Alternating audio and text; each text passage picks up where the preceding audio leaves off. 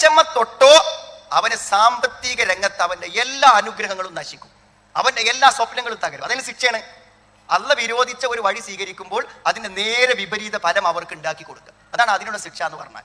എൻ്റെ ഒരു സുഹൃത്ത് പറഞ്ഞാൽ അവരൊരു ഓഡിറ്റോറിയം ഉണ്ടാക്കിയതാണ്. ഓഡിറ്റോറിയം അപ്പോൾ 80 ലക്ഷം രൂപയാണ് ഓഡിറ്റോറിയത്തിൽ. ഇപ്പോൾ 70 ലക്ഷം രൂപ എന്ത് ചെയ്തു, അവർ പാർട്ട്നേഴ്സ് ഒക്കെ എടുത്തു. ഇനി 10 ലക്ഷം ഷോർട്ട് ഉണ്ട്, എങ്ങനെ ഒപ്പിച്ചിട്ട് നോക്കണില്ല. അപ്പോൾ അവർ ലോൺ എടുക്കാൻ തീരുമാനിച്ചു. അങ്ങനെ 10 ലക്ഷം ലോൺ എടുത്തു. 10 ലക്ഷം ലോൺ എടുത്തിട്ട് അവരുടെ ഓഡിറ്റോറിയത്തിന് കിട്ടുന്ന മൊത്തം ലാഭവും വാടകയും വർഷങ്ങളോളം അടച്ചിട്ടും ഈ 10 ലക്ഷം പരിഹരിക്കണില്ല. അവസാനം എന്ത് ചെയ്യുക, അവർക്ക് പാർക്കിംഗ് ഏരിയയിൽ ഒരു സ്ഥലം അവർ വിറ്റു.